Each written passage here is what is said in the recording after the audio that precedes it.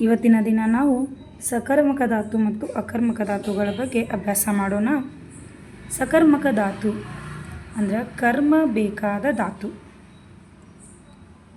ಕ್ರಿಯೆ ಯಾರನ್ನು ಏನನ್ನು ಎಂಬ ಪ್ರಶ್ನೆಗೆ ಉತ್ತರವನ್ನು ನೀಡಿದರೆ ಅದು ಸಕರ್ಮಕ ಧಾತು. ರಾಮನು ಪುಸ್ತಕವನ್ನು ಓದಿದನು. ಇದಕ್ಕೂ ಮುಂಚೆ ನಮಗೆ ಗೊತ್ತಿರಬೇಕು ಇದರೊಳಗೆ ಕರ್ತೃಪದ ಯಾವುದು, ಕರ್ಮಪದ ಯಾವುದು, ಕ್ರಿಯಾಪದ ಯಾವುದು. ರಾಮ ಇದು ಕರ್ತೃಪದ, ಪುಸ್ತಕ ಅನ್ನೋದು ಕರ್ಮಪದ, ಓದಿದನು ಅನ್ನೋದು ಕ್ರಿಯಾಪದ.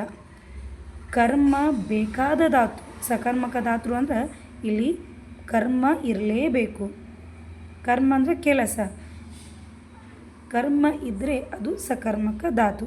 ಅಂದರೆ ಅದು ಏನನ್ನು ಯಾರನ್ನು ಎಂಬುದಕ್ಕೆ ಉತ್ತರವನ್ನು ನೀಡ್ತಿರಬೇಕು. ಸೀತಾ ಹಣ್ಣು ತಿಂದಳು. ಏನನ್ನು ತಿಂದಳು? ಹಣ್ಣು ತಿಂದಳು. ರವಿ ಪತ್ರ ಬರೆದನು. ಏನನ್ನು ಬರೆದನು? ಪತ್ರವನ್ನು ಬರೆದನು. ಅಮ್ಮ ಅಡುಗೆ ಮಾಡಿದಳು. ಏನನ್ನು ಮಾಡಿದಳು? ಅಡುಗೆ ಮಾಡಿದಳು. ಶಿಕ್ಷಕರು ಪಾಠ ಕಲಿಸಿದರು. ಏನನ್ನು ಕಲಿಸಿದರು? ಪಾಠ ಕಲಿಸಿದರು. ಅಮ್ಮ ಮಗುವನ್ನು ಕರೆದಳು.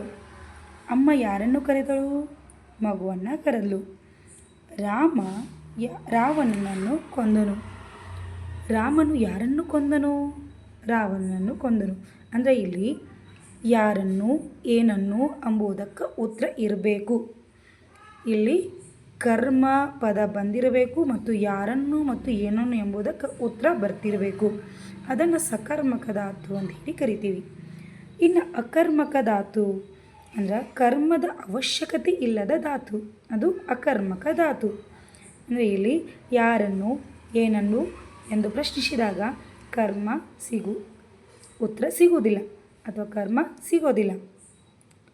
ಮಗು ನಕ್ಕಿತು. ಏನನ್ನು ನಕ್ಕಿತು? ಉತ್ತರ ಇದೇನಾ ಇದಕ್ಕೆ? ಇಲ್ಲ. ರಾಮನು ಓಡಿದನು. ಏನನ್ನು ಓಡಿದನು? ಏನು ಉತ್ತರ ಇದಕ್ಕೆ? ಯಾರಿಗೆ ಓಡಿದನು? ಇಲ್ಲ, ಇಲ್ಲಿ ಉತ್ತರ ಸಿಗೋದಿಲ್ಲ. ಪಕ್ಷಿ ಹಾರಿತು. ಏನನ್ನು ಹಾರಿತು? ಉತ್ತರ ಇಲ್ಲ. ಯಾರಿಗೆ ಹಾರಿತು? ಇಲ್ಲ. ಅವನು ಮಲಗಿದನು. ಹುಡುಗ ಬಿದ್ದನು. ಅಂದ್ರೆ ನಾವು ತಿಳ್ಕೊಬೇಕು ಈಸಿಯಾಗಿ. ಸಕರ್ಮಕ ಅಂದ್ರೆ ಕ್ರಿಯೆ ಪ್ಲಸ್ ಕರ್ಮ. ಏನನ್ನು ಯಾರನ್ನು ಪ್ರಶ್ನಿಸಿದಾಗ ಉತ್ತರ ಸಿಗುತ್ತದೆ. ಅಕರ್ಮಕ ಅಂದ್ರೆ ಕ್ರಿಯೆ ಮಾತ್ರ, ಇಲ್ಲಿ ಕರ್ಮ ಇರೋದಿಲ್ಲ. ಏನನ್ನು ಯಾರನ್ನು ಎಂಬ ಪ್ರಶ್ನೆಗೆ ಉತ್ತರ ಸಿಗೋದಿಲ್ಲ. ರಮೇಶನು ಚೆಂಡನ್ನು ಒದ್ದನು. ಈ ವಾಕ್ಯವನ್ನು ನೋಡಿದಾಗ ರಮೇಶನು ಏನನ್ನು ಒದ್ದನು? ಚೆಂಡನ್ನು ಒದ್ದನು. ಹಂಗಂದ್ರೆ ಇದು ಯಾವ ಧಾತು ಅಂದ್ರೆ ಸಕರ್ಮಕ ಧಾತು. ರಮೇಶನು ಓಡಿದನು. ಏನನ್ನು ಓಡಿದನು? ಉತ್ತರ ಇಲ್ಲ. ಹಾಗಾಗಿ ಇದು ಅಕರ್ಮಕ ಧಾತು. ಧನ್ಯವಾದಗಳು.